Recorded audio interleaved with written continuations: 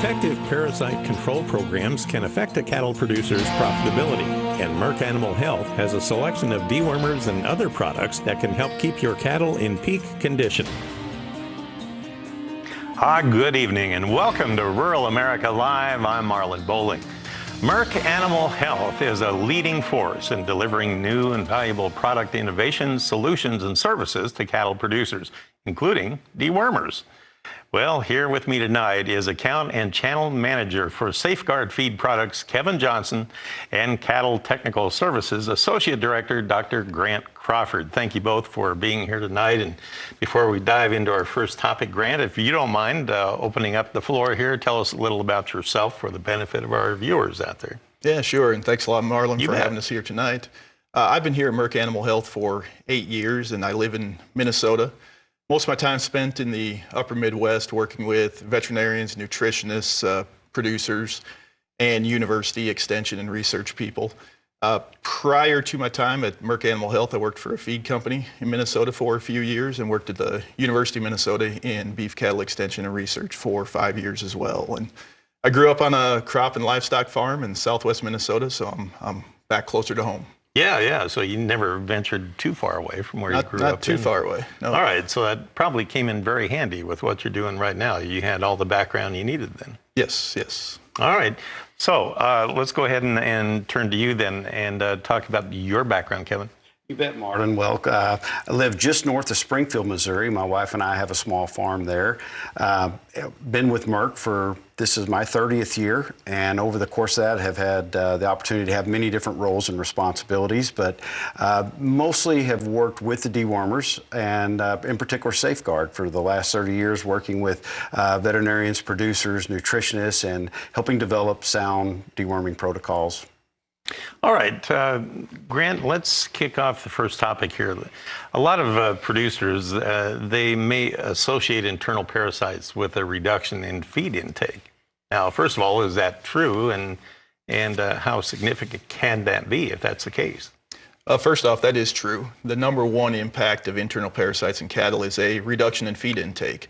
And when that happens, not only do we have a reduction in nutrients coming into the animals, so protein, vitamins, minerals, and energy, we also have a reduction in nutrient absorption. That's another negative impact of internal parasites is cattle can't absorb as many nutrients from that feed. So a reduction in feed intake, a reduction in nutrient absorption from those nutrients that are taken in, and all of that's going to lead to increased nutrient requirements for cattle. So there's a number of different ways that internal parasites can affect production.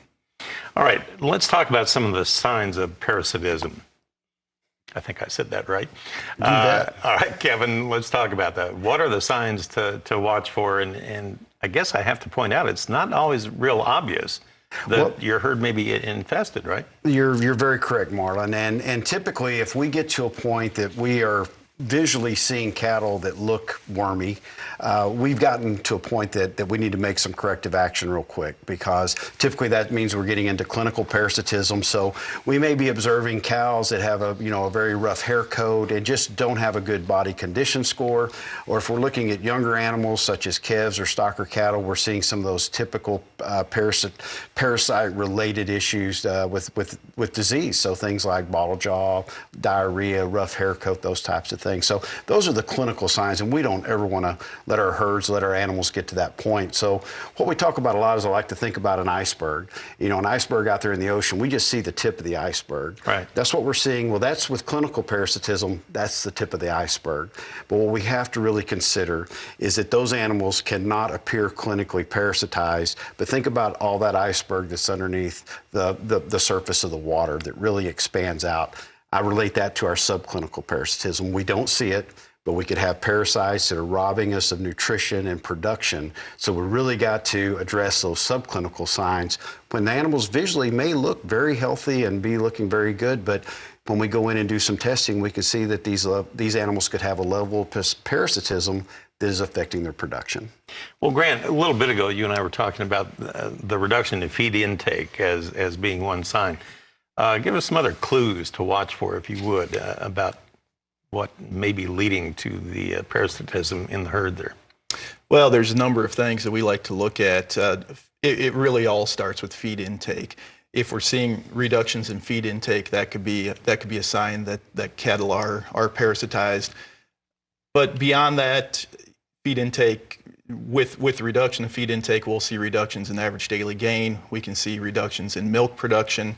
We can see changes in reproduction, and also reductions in intake and reductions in nutrient intake can lead to reductions in the immune response, and cattle won't be able to combat the disease challenge as well if they're carrying a parasite load. Interesting stuff. So it does have a broad impact. Kevin, if you could speak to the economic impact of it. How important is it to apply deworming practices in your herd? And how does it compare to other health issues? You bet, Marlon. And I think the best example that we can look at is a study that Iowa State conducted back in 2008. And basically what Iowa State looked at was they looked at all the animal health technologies that we as cattle producers have at our disposal. And they looked at what each of those brought as an economic value, in this instance in a cow-calf herd. So when we look at a cow-calf pair, the technologies that we could apply can bring up to $274 in value. Well, when we pull out what was the true deworming part of that, it was the number one technology that we can use to improve production. And actually $201 of that $274 were attributed in a result of deworming and a good sound, strategic, efficacious deworming program. So and what that $201 is attributed to are things like increased weaning weights, but really on the reproduction side, more calves, higher pregnancy rates, that type of thing.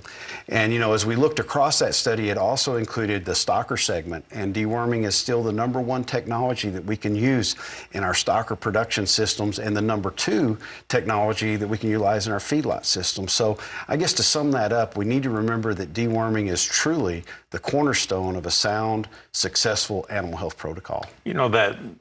Maybe we can bring that graphic back up, but you were talking about the ratio of the amount of money that it means for the cattle producer compared to the overall health costs. It's a large chunk. I just wondered how that ratio compares to other years.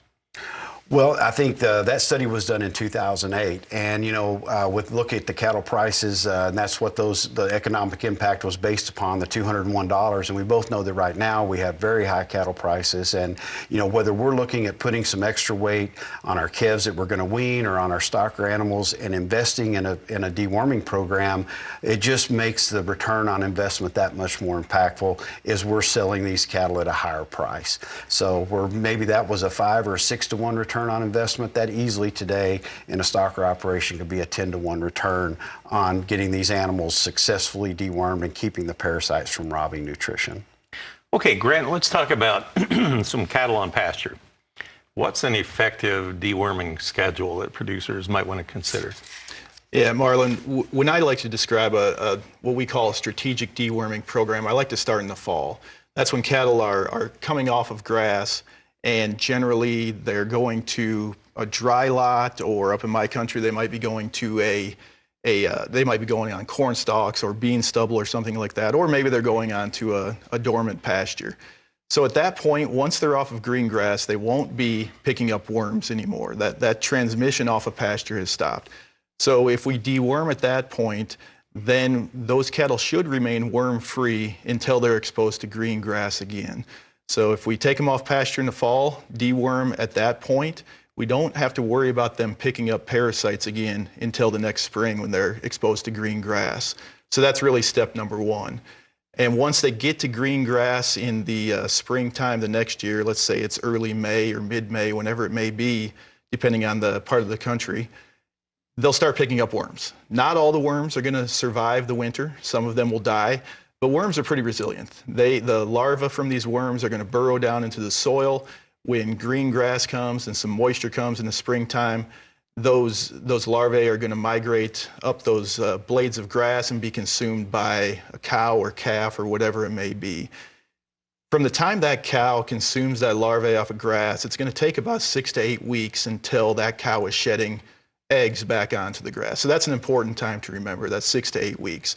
So if 6 to 8 weeks after those cows are turned out to grass, if we can deworm again at that time, we can decrease the fecal contamination or the egg contamination on pasture and help reduce the parasite burden, not only of those animals, but also on the pasture as well. So what about if you're raising stock or cattle? Is that a different type of a schedule then, or what? It's similar, but we need to consider that these animals, stock or cattle, are younger. Their immune system hasn't been exposed to parasites as much as a mature cow. So they're going to have a different response to parasites. So the 6 to 8 week time frame that I talked about with cows is probably more like 4 weeks for stock or cattle. So what we recommend with stock or cattle, and this could be the same for a replacement heifer or a yearling bull as well, we'd recommend they're dewormed before they go out to grass, so we know they're cleaned up and worm-free before they go to grass, and then approximately 1 month later or 28 days later to be dewormed again, and then 28 days after that. So to keep it simple, day 0 basically when cattle are going out to grass, day 28 and day 56 is a good schedule for a stocker animal that's going to be grazing in the spring and summertime. Kevin, if you would, or did you want to add something to that? Well, I was just going to add that, one of the rules of thumb that we kind of keep in mind to help producers remember these key events, right? Dr. Crawford mentioned that fall deworming after we've had a good killing frost. So kind of think about 28 degrees. When we've had that event happen in the fall, that's typically when this parasite transmission and activity on the pasture is going to cease for the most part through the winter months. And then when we get around and we start having temperatures that are consistently 45 to 50 degrees day and night, that's when these parasites start getting active again. And I relate that back to usually about the first time you have to mow your grass in your yard in the spring. That's about the time you can remember that, hey, these parasites are getting active on the pasture because we're having the right temperature and the right moisture. So what affects the level of a parasite challenge in the herd? A lot of different things can affect that. And one thing we like to point out, Marlon, is I could be working with 2 cattle farms or cattle ranches that are side-by-side neighbors, and they could have 2 totally different programs when it comes to deworming based upon how they stock their operation, how many head they run per acre, what type of forages they graze, and those types of things. But, since you mentioned, I think one of the key things that we're looking at now, because so much of our country is experiencing and has been experiencing drought conditions, is that you got to keep in mind that sometimes some of the wormiest cattle that I've ever seen have been shortly after we come out of a drought. And I think there's several things we can talk about there that lead to that dynamic. And the first being, as we go through the drought, we're grazing our grass down to a very low level. And there's 2 things that these parasites need to transmit, and that's moisture and they need a blade of grass to get up and down. So we go through this drought, no moisture, that type of thing, and then we start getting some heavy dews, we start getting some rainfall, our pastures are very short, and all of a sudden these parasites get active. And they migrate up and down that short blade of grass. So the lower the cows have to eat to the ground, the closer to the ground, the more of that larvae they're going to pick up. So we really need, in areas that our cattle producers are experiencing some drought now, really need to pay attention to when they start to come out of that drought, because those cattle can get highly infected to high levels very, very quickly coming out of that drought when we start getting some moisture and we're on these very short pastures.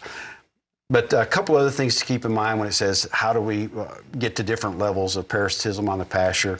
We talked about grass height. We know that the bulk of these parasites that are out on our pasture, they like to live in the bottom 4 inches of the grass. Now, some will migrate up, but that's where the bulk of them are. So as we force cattle to graze lower to the ground, like I said, they're going to pick up more parasites. So we talk about stocking rates. So I think individual cattle producers need to look at their operation and do some analysis and determine what their risk to parasites are, and that will help define a deworming program that can still help them be successful. Have you ever run into a case where a winter is so severe that it actually depopulates the worms in the ground? These things are very hardy critters.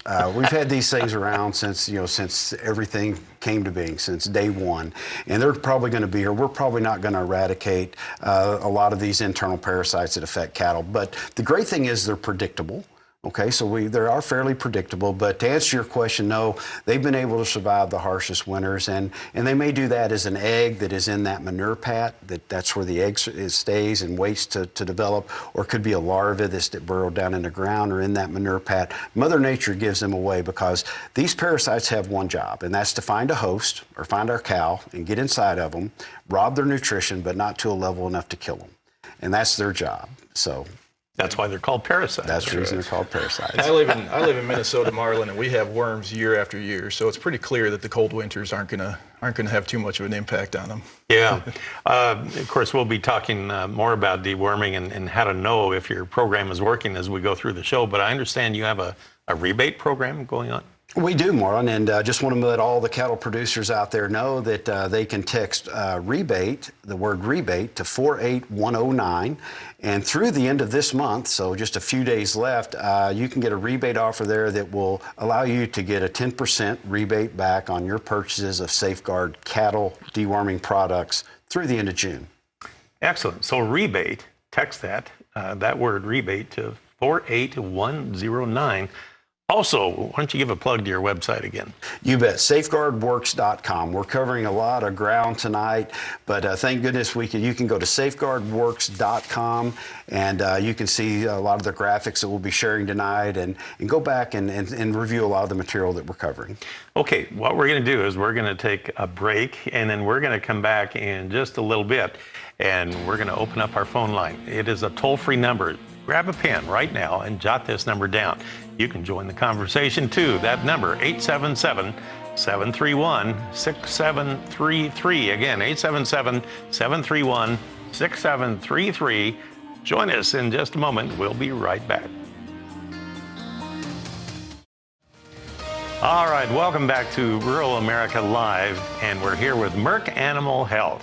Well, tonight we're talking all about different ways to deworm and keep your herd healthy from parasites.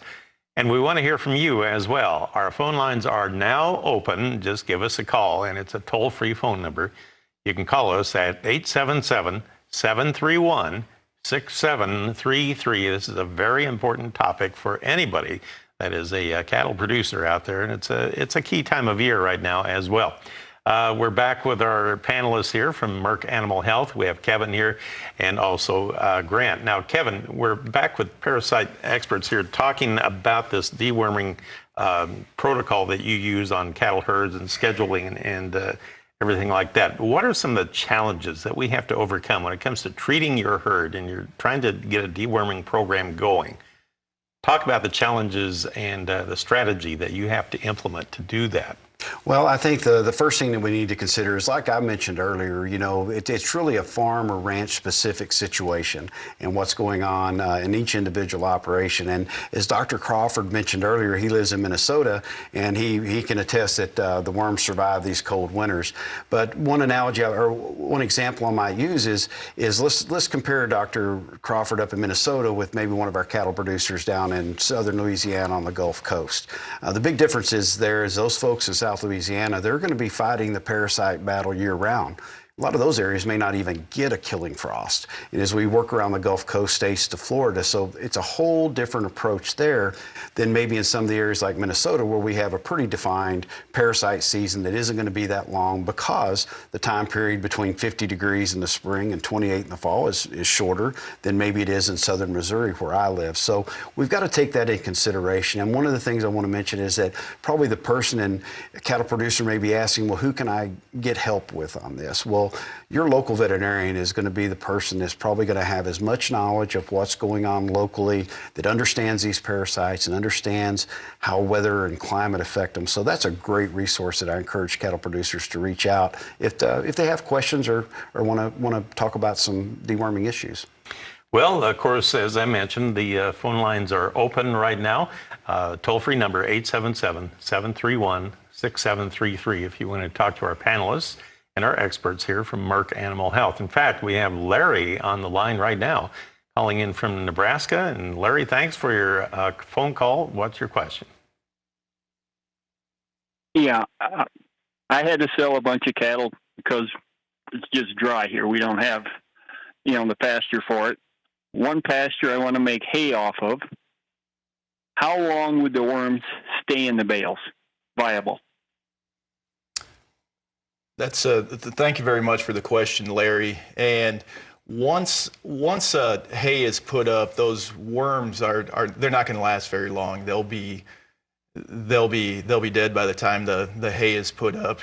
One thing to remember with worms is they need moisture. And if they don't have that moisture, they won't transmit through the bales. So you don't have to worry about worms being transmitted to any cattle through the hay. Did that answer your question? I appreciate you calling in, Larry. Thank you very much. Larry calling in from Nebraska. Grant, I know you were talking about deworming timing and how it impacts your operation. If we had some viewers that just tuned in, you might recap why that is so important and what to consider right now. Yeah, one of the important things to remember is that green grass equals worms. If there's green grass, there's likely a chance there's going to be some worm transmission going on. We can time the deworming with vaccination to get more out of vaccination. There's an interesting study done several years ago where cattle were dewormed either 2 weeks before vaccination or at the time of vaccination, and the cattle dewormed 2 weeks before vaccination responded better to that subsequent vaccination than the ones dewormed at the same time as vaccination. So it gives the opportunity for the immune system to essentially reset prior to the vaccination, and those calves can mount a better immune response at that point. Now that's something that may not be feasible for every producer. If we think about pre-weaning calves, if we're giving shots to calves at weaning time, potentially they could be dewormed before those shots are given. But in a lot of cases, when cattle are in the chute, they're getting vaccines, they're getting an implant, they're getting dewormed all at the same time, which is okay, but we could potentially get more out of that dewormer if we can time it a little bit differently with the vaccines. But again, the important thing to remember as far as timing is concerned is whenever cattle are on green grass, they're going to be picking up worms, and that's when we need to start thinking about those life cycles and when is the best time to deworm those cattle, depending on if they're cows, calves, or stocker animals. What's the youngest that you would dare to deworm a young calf? Well, as soon as calves start grazing, they're going to be picking up worms. So it's hard to know exactly when calves are going to start grazing. You know, you could go out and see a week-old calf nibbling on some grass. But typically we figure somewhere around 6 to 8 weeks of age, those calves are going to start grazing. And so if we can time the deworming shortly after that, that's a great time to deworm those calves, because you think about it, those calves have never been exposed to parasites. Their immune system is totally naive to those parasites. And if we don't deworm those calves, the parasites can have a really negative impact on growth and health of those calves. Okay, I want to remind our viewers that we do have a toll-free number that you can call. And you can see that number right on the screen. It's 877-731-6733. If you want to call in and join us in the discussion about cattle deworming. These are the experts from Merck Animal Health, and they'd be glad to visit with you about any questions you may have. We have Brandon calling in from Texas. Brandon, thanks for your phone call. What's your question? Well, besides deworming, are there any other things we can do to control or reduce parasites either in the cattle or on the pasture? You know, I think I can answer that, and thanks for the question. And yes, there are things we can do. You know, we have good dewormers on the market, but there are some management practices that we can put in place that will help reduce possibly the number of parasites that are out there on the pasture. A lot of the things that we talk about is we get lots of questions about dragging pasture. So, you know, dragging out where there's a lot of manure and getting that manure broke up. And if we do that, for example, on real warm, hot, dry days, we break up those manure piles. The eggs that are living in the manure piles, they don't live very well when they get outside of that environment. So the sunshine will typically, and the dryness will help kill some of those eggs. And then any of those eggs that have developed into larvae that are out there moving around on the pasture, waiting for a cow to come by and consume them, we're going to spread them around and we're going to upset their environment. Now that cannot replace deworming, but it can help supplement and aid your deworming. Another common practice is we talk about rotational grazing. And what I would just say there is that is if we're rotationally grazing, remember those cattle, most of those parasites are in that lower 4 inches of the grass. So If we can move and rotate pastures before grass gets down to 4 or 5 inches, that can help us cut down on the amount of parasite exposure. So that's a tool. And the third thing I'll mention is in certain parts of the country, burning pastures is a very common practice.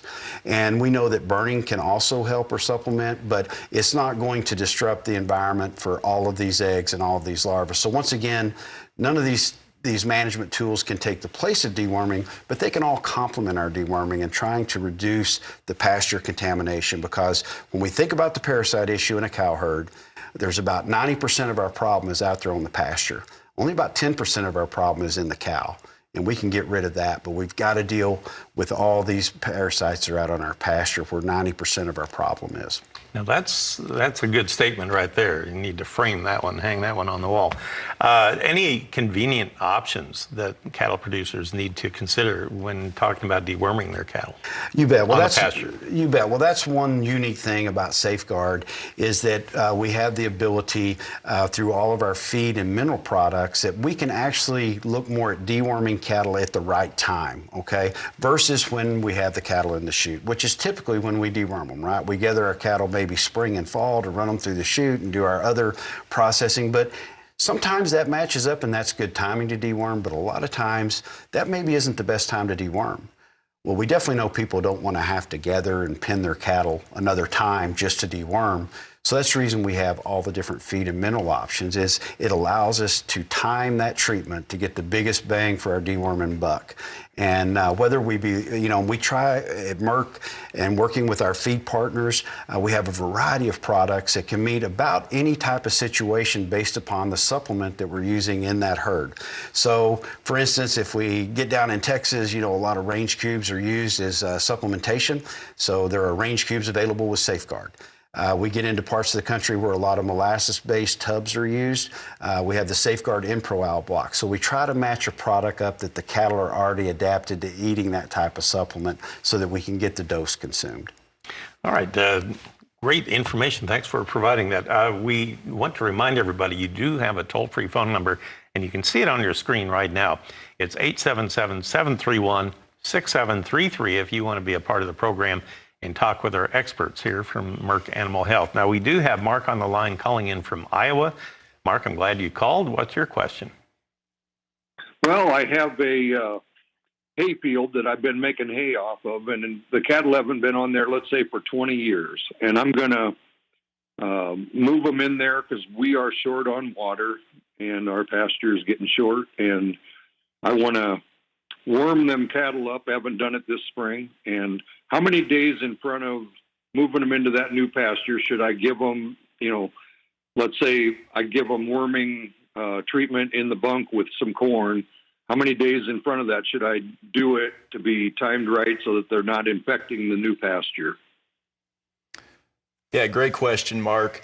And one great thing about Safeguard is that it works really quickly. In fact, we've taken some fecal samples after cattle have been dewormed with Safeguard the day after they were dewormed, and their fecal egg count is very low, if not completely eliminated. What we typically recommend is at least a couple days before you turn those cattle out to that pasture, you should deworm, just to ensure that that worm load is completely taken care of. So if you can time it at least a few days ahead of moving those cattle onto that new pasture, you'll be fine. All right, I want to follow up on that. So how do you know for sure if your program is working? Well, one way, the primary way that we recommend to assess the efficacy of any deworming program is through what we call a fecal egg count reduction test, or a FECRT.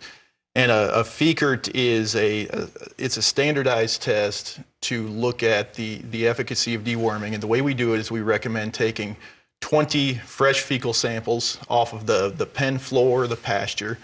These don't have to be from individual animals. They can be random samples from around the pasture. And that number of 20 is a number that's been found through research to be representative of the entire herd. So it doesn't matter if there's a herd with 25 cows or a herd with 500 cows. 20 samples is the number that we recommend to be taken. So those samples are taken prior to deworming. Then we'll come back 2 weeks later after deworming and take samples again. Same protocol, 20 samples, 20 random samples from around the pasture or the dry lot or corn stalks, wherever those cattle are.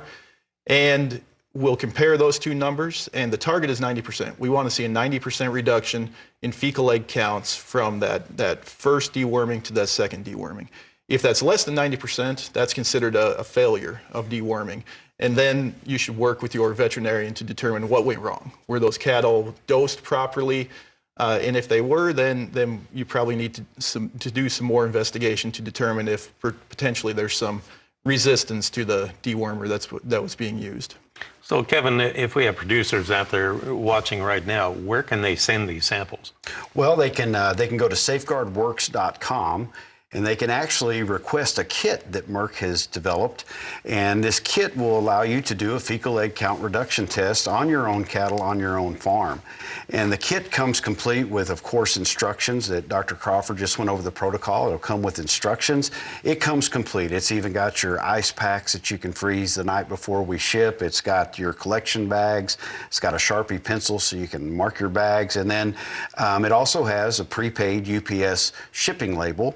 And there's 3 different labs, so there's 3 different labels in there, and the cattle producer can pick the lab of their choice and just fill out a form, drop that off at a UPS drop-off location, and they should send them off. They should have their results back in usually 5 to 7 days, have their results of their fecals back and see what's going on in their own cattle. And you provide all that? Merck provides that.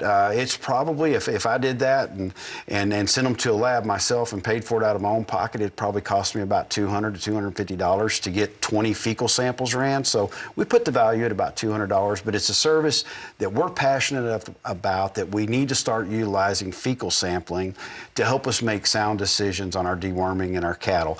And Marlon, I'll relate it to, I think many of our farmers and ranchers are very accustomed to taking soil samples before they buy fertilizer. Sure.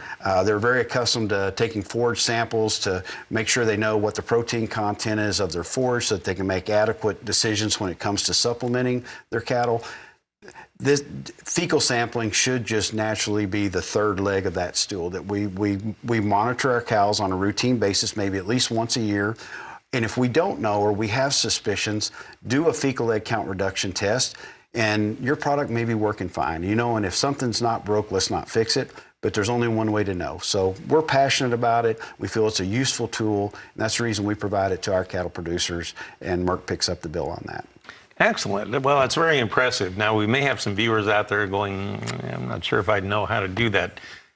We got you covered. We have a video demonstrating the secret process. Let's go ahead and take a look. Producers can now request a fecal egg count reduction test kit free from Merck Animal Health. Merck created this fecal egg reduction test kit, and that's all of our sales reps have it available. It's free for producers and veterinarians to use. We collect 20 samples. It's just a random sample of fresh manure on the pasture, and that gives a representation of what's going on at a herd level. And 14 days later, we do it again and see if there's a reduction. And Merck is maintaining a database, and they've been doing thousands and thousands of samples since 2001. So we have a very large database that we can dig into and see what the trends are as far as effectiveness of the different type of dewormers out there. The fecal egg reduction test is advantageous, and particularly working through a company like Merck, where they actually provide these products and this service for nothing. It's able to come through and be able to see how these products actually work and how your deworming program is working. All right, excellent information. Any additional thoughts on that video there? It's like I said, it's a very easy process. We try to make it as painless as possible, and I think the value is that then you have data on your own cattle, on your own operation, to help you make that sound decision. All right, Grant, one thing that we hear about sometimes is the possibility of maybe resistance buildup. Is that the case in parasites like it would be for crop producers and weeds? Yeah, it is, and it's Really? something that seems to pop up more and more as time goes on. And that's another place where our fecal egg count reduction tests are very useful, and we take great pride in those tests, and all those results end up going into our fecal egg count reduction test database. And to date, we have about 24,000 samples in that database. About half of those were taken pre-treatment, and half of those were taken 14 days after treatment with that protocol I described before. And what we found is that when a producer is using an insecticide, so typically those are your pour-on or injectable dewormers, they're only getting about half the worms. And if you recall, we target 90% reduction in fecal egg counts from the pre-treatment sample to the post-treatment sample. So those are coming nowhere near the threshold for a successful deworming. If we look at all formulations of Safeguard, so that would be the suspension, and all the feed and mineral forms and Panicure as well, used alone, the efficacy is about 99%, 98.7%. And when you use Safeguard and use that with a various insecticide, whether that's a pour-on or injectable, that efficacy jumps up to 99.1%. Wow. And this is the 40th year that we've had Safeguard. So Safeguard's not a new product, but yet after 40 years, it still remains highly effective. So do all your formulations meet that 90% threshold? You know, that's a question we get a lot of the times is, you know, we think about running our cattle through a chute and we can drench them. You know, we know that we've got the product applied and to the animals. And so the question is, how can I be comfortable, or do we know that the products in the feed work as well? How do I know all my animals get treated? Well, we broke down the efficacy of Safeguard in the graphic that's on the screen now. As you can see there, as you go across the different products, whether it's a feed, a mineral, it's a pelleted product, our liquid feed, our cubes, our blocks, as you can see, all of the products that have been through our fecal egg count reduction test database are performing at above 90% level, Marlon. And so this is where one of the tools that we use to help our customers feel more comfortable about doing something a little different, maybe deworming their cattle in the feed versus deworming them in the chute. All right, excellent information. Now, we do want to go back to the phone line. We have Cole calling in from North Carolina. Cole, thank you so much for calling in. What's your question? Well, actually, I got two, but the main question is, you know, during the summers, we sprayed pastures twice, and we mainly row crop farm, and I didn't know that there was any pyrethroid or like a lorazepam that you could add in, or like a midacloprid to add in with the dicamba and your 2,4-D sprays for weed control to help knock the numbers down in pastures. Is that a different kind of nerve system on a parasite? Has that been thought of, or am I in left field? Who wants to tackle that one? That's a very interesting question. That is the first time I've ever received that question. I'm not aware of any on-pasture, you know, if you want to call them insecticides, to reduce worm counts or larval counts on pasture. Well, I'll have to look into that one.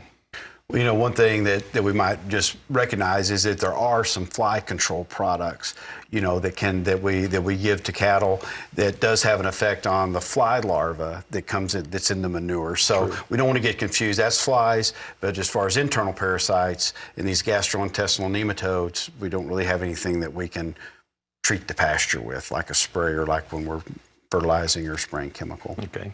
Cole, did you say you had a follow-up question?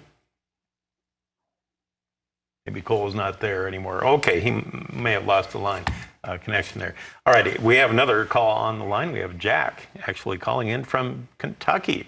All right, Jack, what's your question for the panel? How effective is a deworming block? Are they safe for a calf that weighs between 200 to 500 pounds? All right, what do you think? I didn't catch that. Can you say that one more time, Jack? The deworming blocks, are they safe for a calf that weighs 200 to 500 pounds? And how effective are they for big calves? All right. So you bet. Block. I'll take that one. If it's all right. Yes. That block is very safe for that calf between 200 and 500 pounds. And very safe and effective. One thing that we have the luxury of with Safeguard, when you look at our name, Safe, is that we do have data that shows that we have tested the product at 400 times the recommended dose with no adverse events or side effects. So very, very safe product. So you can feel comfortable there. Is it effective? Well, if that 2 to 5 weight calf has parasites and you feed them the block and they get that block consumed in that 3-day period, it's going to eliminate any parasites that they may have. So you can feel that it's going to be a very effective product for you. All right, we need to pause for another break, but Kevin, I want to put you on the spot one more time. Rebate. We mentioned earlier in the program, you have a rebate right now. How do folks get that? You bet. Well, we all like to, get a little discount or get a little money back on our purchases. So if you can text the word rebate to 48109, that will give you instructions on how you can get your rebate from now through the end of the month and get 10% back on all of your Safeguard cattle deworming products. Awesome. And your website? Safeguardworks.com for all the answers that you need are right there on that website. All right. Here's another number for you. It's toll free. You can call us right now at 877-731-6733 if you want to join in the conversation and join us with the talk with the representatives from Merck. We'll be right back. Welcome back to Rural America Live. We're here with Dr. Grant Crawford and Kevin Johnson. They're here from Merck Animal Health, and we're talking about cattle deworming and how it impacts productivity and profitability. Well, I want to go right to the phone line because we have it open right now, and it's a toll-free number. If you hurry, you can get in with your phone call too. It's 877-731-6733, and you can be a part of the program as well. We have Andra on the line calling in from Illinois. All right, what's your question? Hi, we raise a lot of horses. That's all we've raised, and we're just getting into cows. So I'm curious, what types of worms do cows get, and is Safeguard effective against all types for them? All right, who wants that one? Go ahead. Okay. Good question, and I'm glad to hear you're getting into cattle. We could use all the cattle producers we could find. Safeguard's effective against a wide variety of parasites. Some of the key ones that are common in cattle are the brown stomach worm, which is Ostratagia, the barber pole worm, which is Homunculus placei, and the small intestinal worm, which is Cuperia, and several other worms. So all of the key worms that are found in cattle production and the key worms that are found in our fecal egg count reduction tests are covered by Safeguard. All right, hopefully that answered your question. Thank you so much for calling in. Appreciate that. All right, Grant, let's talk about the fact that you have some health experts, nutritionists on your team that can help producers out there across the country. Tell me about that, if you would. Yeah, we're very fortunate to have a very talented technical service team. There's approximately 25 of us. We have a team of veterinarians, 17 veterinarians. Roughly half of those are on the dairy side and half are on the beef side. We have a team of 6 nutritionists. I'm one of the nutritionists on our team. And then we have a PhD reproductive physiologist as well. And our role is to be out in the country working with veterinarians, working with producers, nutritionists, people at universities.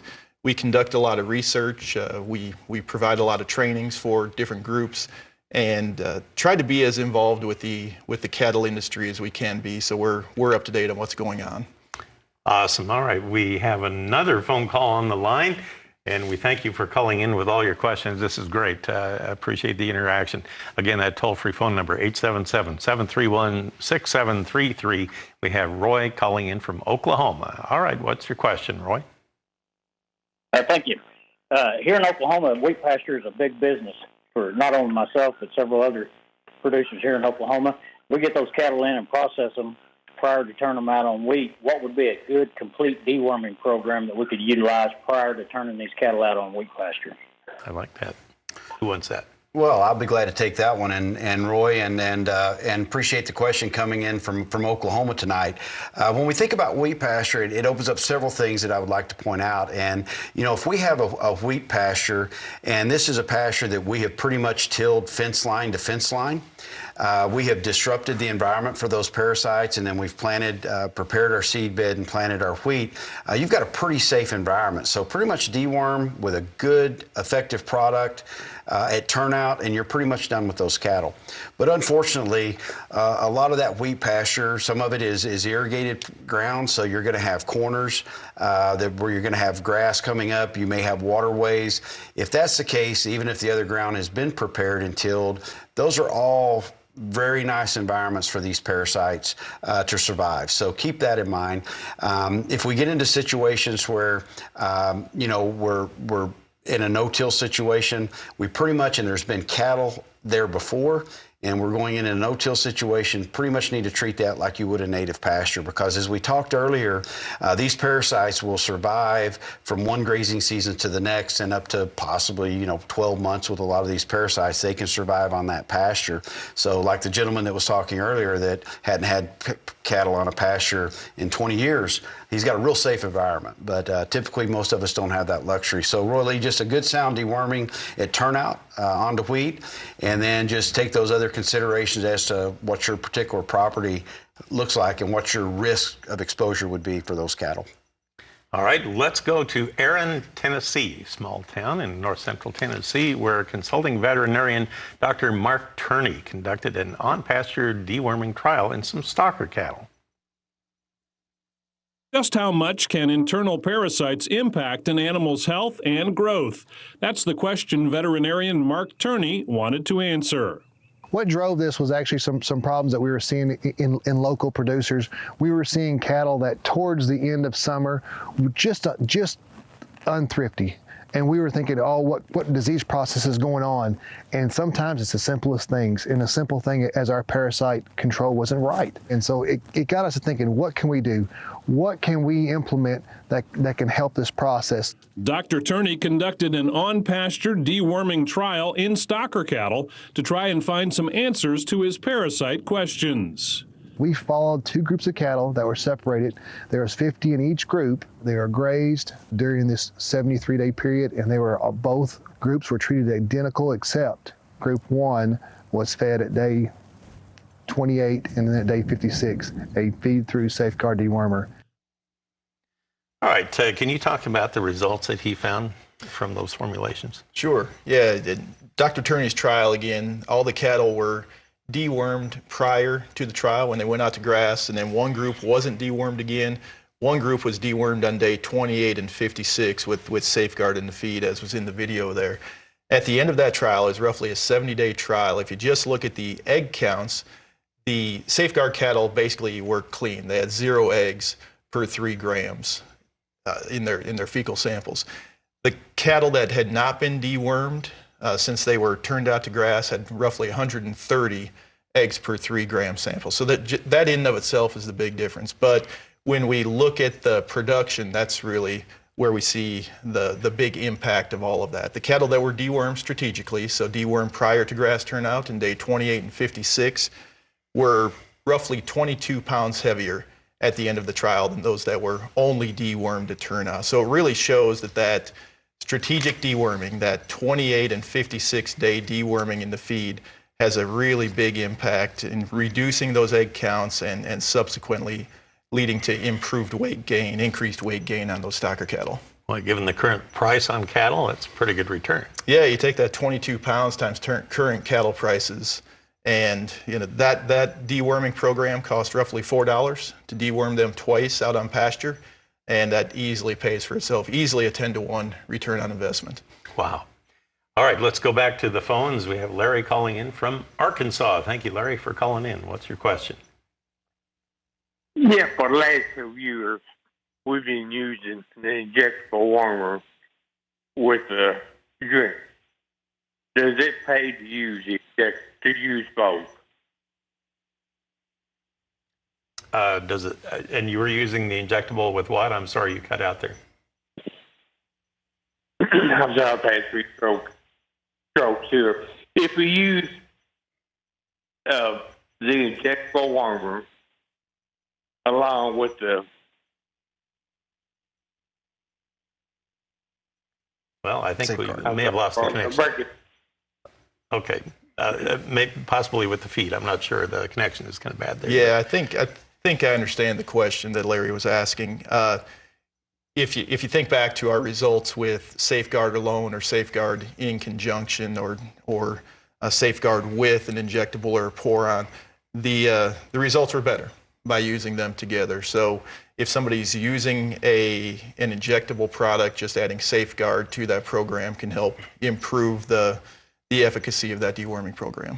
But one question we get about that to add on is make sure you're using both products at their labeled dose.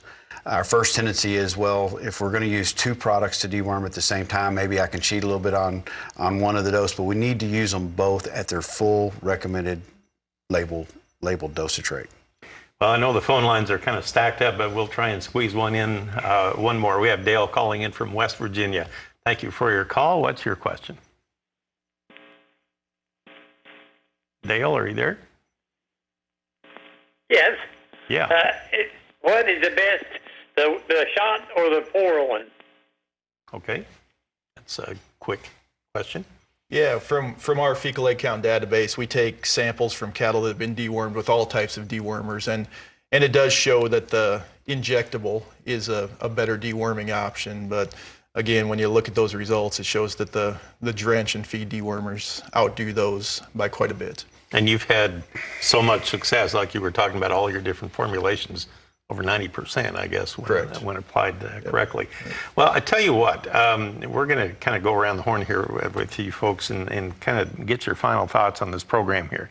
Covered quite a bit of ground, but it is a very important time of year, and I'm glad that you brought this topic up for our producers out there all across the country to help them protect their herd as much as possible. Kevin, I'll start with you. Any final thought? I know you wanted to mention that rebate again that people can take advantage of right now. You bet.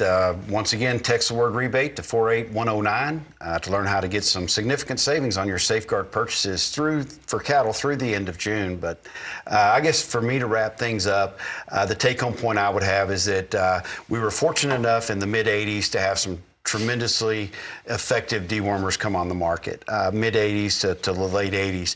We really haven't had any new significant chemicals come on since then, and they work so well that deworming for us just kind of become a check-the-box thing because it just works so well for so long. Well, I think my take-home message is that may not be the fact today, but it's very specific to your individual farm or ranch. So do some testing, see where your program's at, free service that Merck offers. And like I always say, if it's not broke, we won't fix it. But if it is, we'll help you find a way to get an effective deworming program implemented into your herd. But it's a different game today when it comes to deworming than it was even 15, 20 years ago. Grant, how about you? I know you covered a lot of ground tonight. You talked about different geographic areas. What's your main point you want to drive home to our viewers tonight?